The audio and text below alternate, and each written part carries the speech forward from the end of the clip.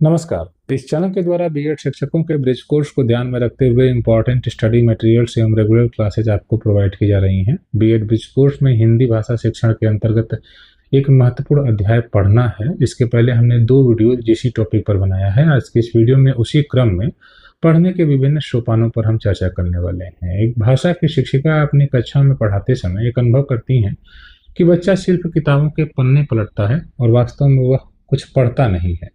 वह स्वयं से यह प्रश्न करती हैं कि मैं इस बच्चे को पढ़ना कैसे सिखाऊं। लेकिन यहाँ समझने वाली बात यह है कि बच्चे का पृष्ठ को पलटना भी स्वयं में पढ़ने का आधार बनाना ही है, क्योंकि हो सकता है कि वह बच्चा इसके पहले कभी किताब न देखा हो, किताब को छुआ न हो, हाथ में लेकर उसका संतुलन न बना किया हो। मतलब बच्चे किताब को हाथ में लेकर सही तरीके से संतुलित अवस्था में उसको लेकर पढ़ने का प्रयास करें या सिर्फ देखने का प्रयास करें, तो यह भी एक पढ़ने की ही शुरुआत है। और हम यह जानते हैं कि बच्चा एक दिन या तुरंत जैसे ही किताब हाथ में लेता है तुरंत वह पढ़ना शुरू नहीं कर देता है। इसलिए हमें यह जानना आवश्यक है कि वास्तव में किन किन सोपानों के माध्यम से या किन किन चरणों में बच्चा किस किस प्रकार से पढ़ने की शुरुआत करता है और अंत में जाते जाते बच्चा पढ़ने में बिल्कुल निपुण हो जाता है। इसमें हमें यह देखना है कि सबसे पहले बच्चा किताबों को उलटना पलटना शुरू करता है। ये सभी पढ़ने के सोपान है। यहाँ से बच्चे की शुरुआत होगी और अंत तक आते आते बच्चा पढ़कर सार प्रस्तुत करने लगता है।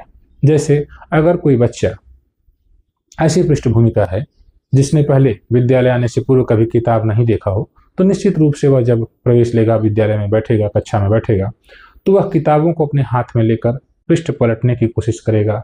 हो सकता है उसी क्रम में बच्चे से किताब फट भी जाती है। अध्यापक ये देखते हैं कि कक्षा 1 के बच्चे या छोटे बच्चे किताब ज़्यादा फाड़ते हैं। क्यों? क्योंकि उन्हें अभी किताब को संतुलित तरीके से उसका इस्तेमाल करना नहीं आता है। तो वह अभी वास्तव में देखा जाए तो पढ़ने की ही एक शुरुआत मानी जाएगी। तो वही हमें समझते हुए चलना है कि किस प्रकार से बच्चा पढ़ने में पारंगत होता है। सबसे पहले बच्चा किताबों को उलटता पलटता है। तो जो सोपान है उसमें पहला यही है। सभी सोपान आपस में जुड़े हुए हैं और ये एक साथ एक दूसरे के साथ साथ विकसित होते हुए चलते हैं। जैसे जैसे बच्चे को अनुभव होता है वह उसमें पारंगत होता हुआ चलता है। जैसे किताबों को उलटना और पलटना, यहाँ पढ़ने की प्रक्रिया का प्रथम सोपान है, जिसमें जब कोई नई किताब बच्चों के सामने आ जाती है तो बच्चा उसके प्रति बड़ा जिज्ञासा उसके अंदर होती है। उसके देखने की उसके अंदर चित्र होते हैं, उसको देखता है बच्चा, समझने का प्रयास करता है। तो किताबों के प्रति जिज्ञासा बच्चे की होती है, पढ़ने की इच्छा होती है और लिखित सामग्री से परिचय होता है। यानी जैसे क लिखा हुआ और कबूतर बना हुआ है तो बच्चा उस क को पहली बार देखेगा जब किताब में, तो वह उससे परिचय बनेगा। लेकिन उसके पहले बच्चा कबूतर को देखेगा और उस चित्र से अपना परिचय बनाएगा। यानी क जानने से पहले बच्चा कबूतर को जान रहा है चित्र के माध्यम से, तो बच्चा उसको पहले देखता है। ठीक है। और ये पढ़ने की ही शुरुआत है। जब बच्चा पृष्ठ पलटता है तो तमाम रंगीन चीजें आपने देखा होगा, हमारे प्राथमिक स्तर की जो किताबें हैं, जो 1 और 2 की किताबें हैं, मुख्य रूप से आप उसमें देखेंगे तो रंगीन चीज़ें ज़्यादा मिलती हैं। ठीक है। और जो बुक्स वगैरह अवेलेबल कराई जाती हैं गवर्नमेंट्स के द्वारा बच्चों को पढ़ाने में, एक शिक्षक के द्वारा एक सहायक सामग्री के रूप में जो प्रयोग की जाती हैं, उसमें रंगीन चीज़ें, बड़ी खूबसूरत चीज़ें जो बच्चों को बहुत आकर्षक लगती हैं, बच्चों के परिवेश से चीज़ें संबंधित चीज़ें रहती हैं। तो यहाँ बच्चे के पढ़ने की शुरुआत इसी से होती है कि जब बच्चा किताबों को उलटना पलटना शुरू करता है। ठीक है। जब कोई बच्चा किताब के पन्ने पलट रहा होता है तो वह यह मानकर चलता है कि वह पढ़ रहा है और पूछे जाने पर किताब से जुड़े कुछ प्रश्नों के भी उत्तर देता है, स्वयं से उत्तर देने का प्रयास करता है। यह क्या है? तो बच्चा बताता है कि यह बकरी है, यह मछली है। ठीक है। और बस बच्चों की पहुंच में रंग बिरंगी चित्रयुक्त किताबों का होना उनमें किताबों के प्रति लगाव पैदा करता है और किताबों से लगाव ही पढ़ने की पहली नींव है। अब सोचिए अगर प्रारंभिक अवस्था में इस प्रकार की किताबें रख दी जाएं जिसमें कोई चित्र न हो तो बच्चे के लिए पढ़ना बहुत कठिन हो जाएगा। फिर उसकी दिलचस्पी किताब में नहीं होगी। पढ़ने में किताबों में खरगोश बना हुआ है, चूहा बना हुआ है, बकरी बनी हुई है, तो बच्चा उनके बहाने से ही किताब के प्रति बड़ा आकर्षित होकर उसको देखने का प्रयास करता है और समझने का प्रयास करता है। दूसरा है चित्र का पठन। अब बच्चा चित्र को पढ़ना शुरू करता है। यानी जब बच्चे पृष्ठ पलटने धीरे धीरे उसमें पारंगत होते हैं, उसके बाद बच्चा उसी में चित्र पठन करता है, चित्रों को पढ़ता है। जैसे आप सभी जानते हैं सबसे ज़्यादा बच्चों को आकर्षित करने वाली चीज़ें हैं चित्र। वे ध्यान से देखते हैं और मन में उठ रहे प्रश्नों को, जैसे क्या, कौन, कहाँ और कैसे के उत्तर अपने पूर्व ज्ञान के आधार पर खोजने लगते हैं। जैसे अगर चित्र में एक छाता बना हुआ है और एक बच्चा छाता लेकर खड़ा हुआ है तो निश्चित रूप से बच्चा यह सोचेगा अपने विचार कि वह छाता लेकर क्यों खड़ा है, ठीक है, वो कहाँ जा रहा है, अगर वह जा रहा है, और वो कैसे, मान लीजिए कोई ऐसा चित्र बना हुआ है जिससे उस बच्चे के दिमाग में कैसे का भी एक प्रश्न उठता है कि ये कैसे हो सकता है, ठीक है। जैसे एक पक्षी है उड़ रहा है आकाश में, एक और पक्षी है उड़ रहा है, तो बच्चा यह सोचता है कि वह कैसे उड़ रहा है, ठीक है। और इस प्रकार से बच्चा अपने पूर्व ज्ञान के आधार पर उसको खोजता है।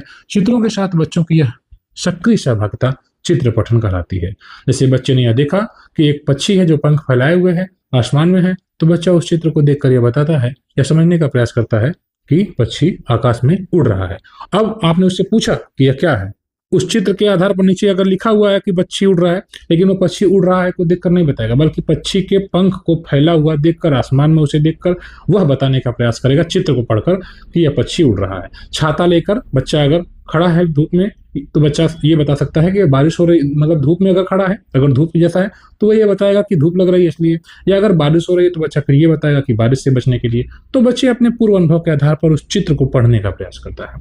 इससे बच्चे के सुनने, बोलने, सोचने और कल्पना करने की क्षमता का विकास होता है। निश्चित रूप से अगर हमने आपको जो उदाहरण बताया कि बच्चा कल्पना कर रहा है, छाता लेकर वह सोच रहा है कि हो सकता है बारिश हो रही हो या बारिश होने वाली हो, इसलिए धूप, या फिर धूप से बचने के लिए वह छाता लगा रहा है। तो इस प्रकार से बच्चे के अंदर इन क्षमताओं का विकास होता है।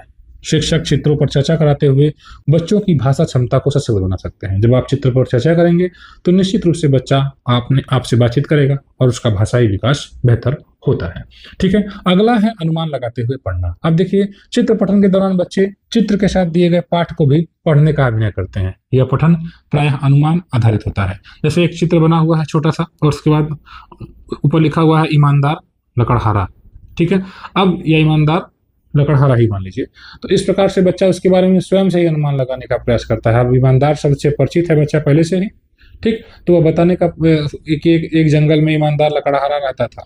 अब यह अगर जंगल बना हुआ है तो बच्चा पूरा का पूरा एक विचार अपना बता रहा है। इस प्रकार से चित्र, देखिए यहाँ पर पाठ को पढ़ने का अभिनय कर रहा है, वो वास्तव में उसको पढ़ नहीं रहा है, बस वो उस चित्र को देखकर यह अभिनय कर रहा है कि एक जंगल में एक लकड़हारा रहता था, या एक जंगल में एक शेर रहता था, ठीक है, और शेर के नीचे दो बच्चे थे, अगर तो शेर के दो बच्चे थे। मान लीजिए कि एक चित्र में शेर बना हुआ है और दो बच्चे उसके बने हुए हैं, तो बच्चा कहेगा कि एक जंगल में एक शेर रहता था, उसके दो बच्चे थे। तो अगर आपने पूछा कि दो कि तीन, तो उनको गिन के बताएगा नहीं सब दो बच्चे ही थे। तो वास्तव में वो लिखा हुआ नहीं पढ़ रहा है, वह चित्रों के आधार पर अपने हिसाब से वह उसको बताने का अनुमान लगाकर प्रयास कर रहा है बताने का, पढ़ने का। तो प्रारंभिक कक्षा में कविता गाते समय पंक्तियों पर उंगली फेरना भी अनुमान आधारित पठन का उदाहरण है। हमने अक्सर इस प्रकार से देखा है कि बच्चे कविताओं को जब याद कर लेते हैं तो बस अंगुली लगाकर इस तरह पढ़ते हुए चल जाते हैं। वास्तव में आप उससे पूछेंगे कि रानी कहाँ लिखा हुआ है, जैसे मछली जल की रानी है, तो रानी नहीं पढ़ पाएगा बच्चा, खोज भी नहीं पाएगा, लेकिन वो अनुमान लगाते हुए पढ़ने का प्रयास करता है, अभिनय करता है। तो यह भी वास्तव में पढ़ने का ही एक चरण है, ठीक है, जिसमें बच्चा अनुमान लगाते हुए पढ़ता है, तो उसकी अंदाजा बताता कि ये है, फिर आपने कहा नहीं ये नहीं है, तो फिर कहेगा ये है। तो इस प्रकार से हमने देखा है कि प्रारंभिक कक्षाओं में बच्चे उंगलियां फेरकर अनुमान लगाते हुए पढ़ते हैं।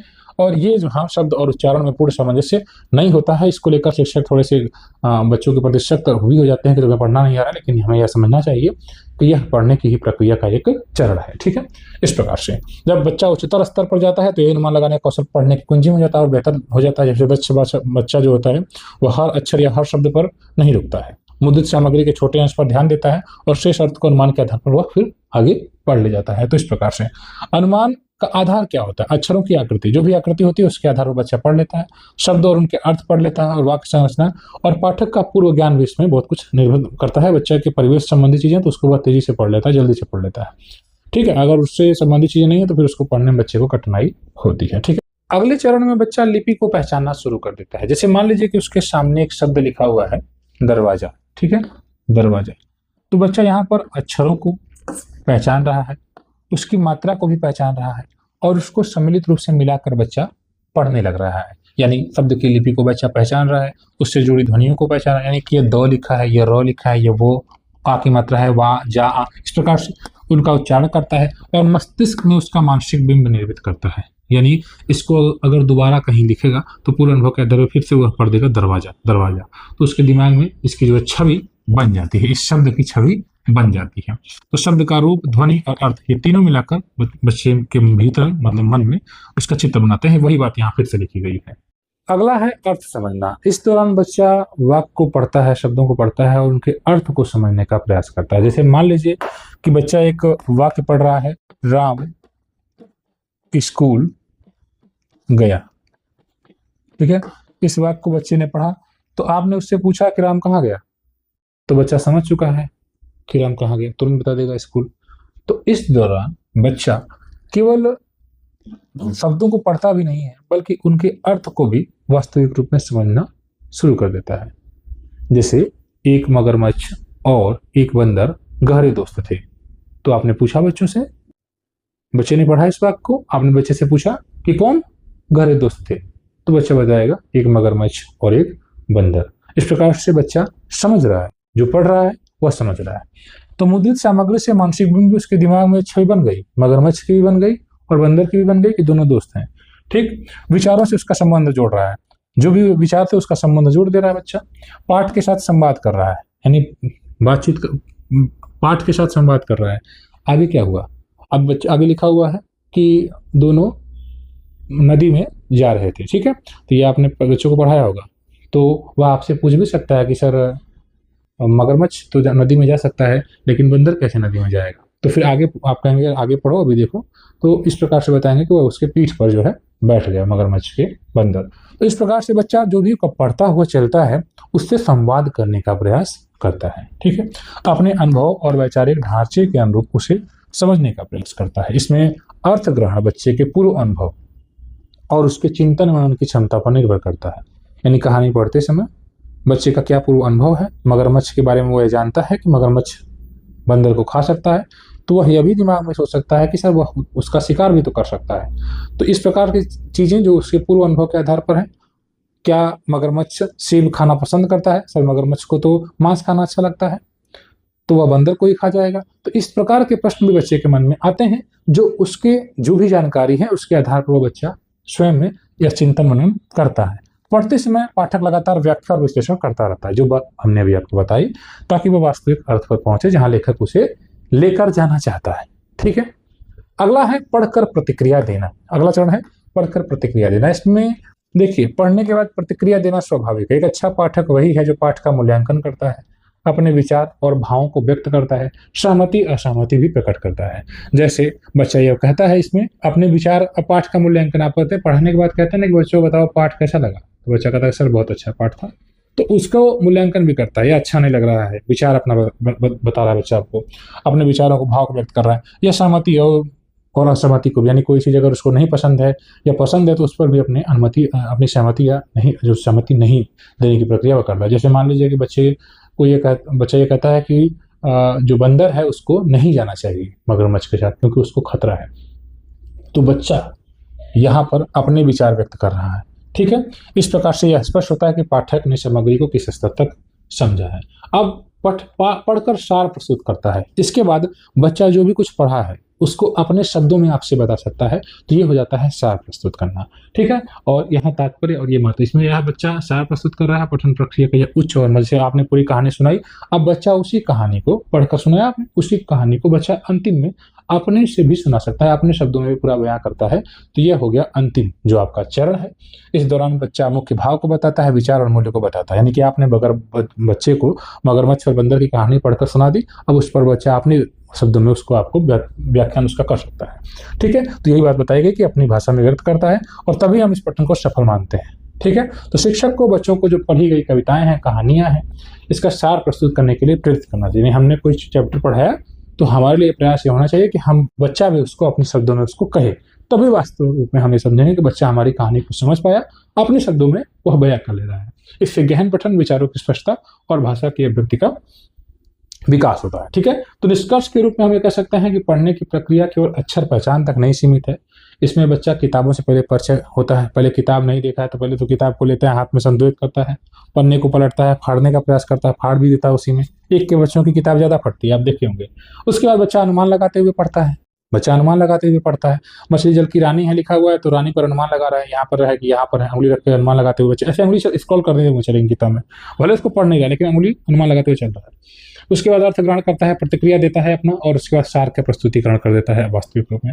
इस प्रकार से एक सतत और समग्र प्रक्रिया है। ठीक है, तो इन चरणों में बच्चा पढ़ते हुए निपुण हो जाता है। ठीक है, तो फिलहाल इस वीडियो में इतना ही। अगर आप ब्रिज कोर्स की तैयारी कर रहे हैं तो इस चैनल को ज्वाइन करें, व्हाट्सएप ग्रुप को ज्वाइन कर सकते हैं जहाँ आपको डेली PDF मिलता रहेगा। मिलते हैं नेक्स्ट वीडियो में, धन्यवाद।